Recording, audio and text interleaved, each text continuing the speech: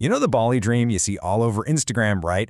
Well, for a family, that dream looks a little different. It's not about a backpacker's budget. It's about villas. It's about international schools. It's about putting down actual roots. So what's the real number? The all-in, no-fluff number you'd need for 2026. Let's figure it out.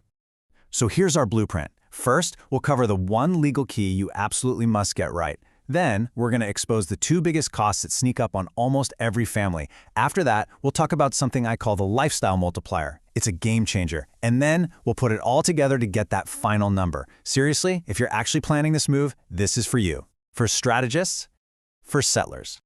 And this is so important. This isn't for backpackers trying to find the cheapest beer. This is for professional families, people like us, who are looking at Bali as a serious, strategic upgrade to their quality of life.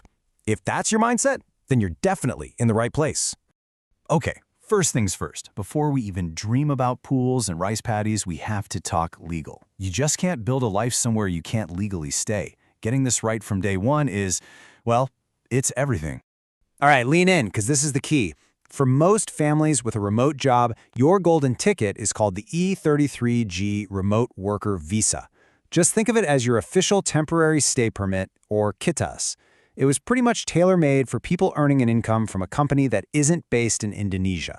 So what does it take to get one? It's actually pretty straightforward. Here's the simple step-by-step. You got to prove you make at least $60,000 a year. You need to show a bank balance with more than $2,000. And of course, you need that employment contract from a non-Indonesian company. See? Totally clear, totally doable. Now, here's a little secret that trips up so many people, it's almost painful. The E33G is for remote employees. If you're a freelancer, if you own your own business, that's not the one for you. You'd be looking at a different visa, most likely the B211A. Just knowing that one tiny detail puts you way ahead of the curve and can save you months of frustration. For explorers, for social smarts. All right, we have the legal key. Now let's talk about the money. You know, most people think they know the number one expense for a family in Bali, and they're almost always wrong.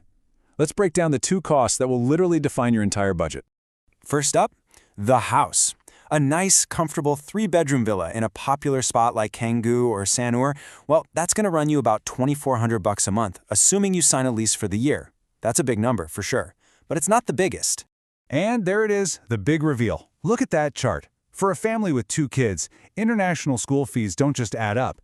They can absolutely dwarf what you pay for a beautiful private villa. We're talking over $4,000 a month for 2 kids in a decent mid-level school. This is the real budget breaker that catches everyone off guard. To get your head around this, it's helpful to think of the schools in 3 basic tiers. You've got your budget-friendly options, some as low as $5,000 a year per kid. Then there's the mid-tier. With international programs like IB or Cambridge, that's your $13,000 to $22,000 range. And then you have the premium schools, the famous ones, which can easily top $40,000.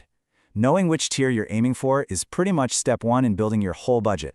But look, it's not just about the price tag, is it? The most important thing is finding a school that actually fits your family's values. Do you want that globally recognized diploma? Or are you looking for a smaller, community-focused school? Maybe something more nature-based? You have to remember, the school you pick really defines the community you're going to be a part of. Okay, let's dive into an idea that almost no one talks about when they're making a Bali budget. It's not just about the money you spend, it's about what that money buys you back. I like to call it the productivity dividend. So here's what that looks like in the real world. Affordable help. In Bali, you can hire a full-time housekeeper and a full-time nanny for a combined total of around $900 a month. And I know, that might sound like a crazy luxury, but it's not. It's a strategic move to buy back your most valuable asset, your time. And this is the real return on investment. That $900, it's not an expense, it's an investment. It literally buys you dozens of hours back every single month. That means more time for deep work, more focus, and way more quality time to actually be present with your family instead of doing chores. It's one of the smartest, most strategic investments you can make in your work-life balance. Now, for the day-to-day stuff, here's the simplest, most practical way to think about it. If you eat local food from the little restaurants, the warungs, and buy your fruit and veggies from the market, it's incredibly cheap. But the moment you start craving imported cheese, a nice bottle of wine, or those specific Western brands from the big grocery store, your bill can jump right back up to what you'd pay at home. Okay, we've handled the legal stuff. We know the 2 big budget breakers. We understand the power of the lifestyle multiplier. It is time to add it all up and get to that number everyone's been waiting for. The final, all-in monthly cost for a family of 4. So here's how it all breaks down. It's kind of wild, right? Just look at how housing and schooling are these two massive slices, each taking up almost a third of the whole budget. That productivity dividend we talked about, the domestic staff, that's about 11%. The rest is food and other daily life stuff. But yeah, those top two, that's what drives the whole thing. And that brings us to the big one, the number. For a family of 4 to live a really comfortable life in Bali, I'm talking a great villa, 2 kids in a solid international school, full-time help, you are looking at a monthly budget of just over $7,800 US. And there it is. You have the number. And honestly, this one figure is what separates the people who just vaguely dream about this from the people who actually start planning. This gives you a foundation. This is the first real milestone on the path from what if to how to. So you see, the real question isn't just can we afford it? The real question is what's the return on this lifestyle investment? What's more time with your kids worth? What is less stress and an actual work-life balance worth to your family?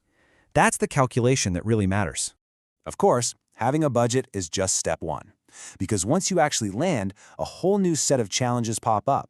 In our next explainer, we're going to talk about the single biggest social mistake that almost every new expat family makes when they arrive, and exactly how you can sidestep it.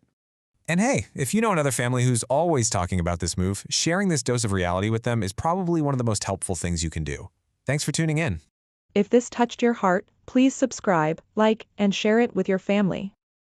Save this for more meaningful content ahead.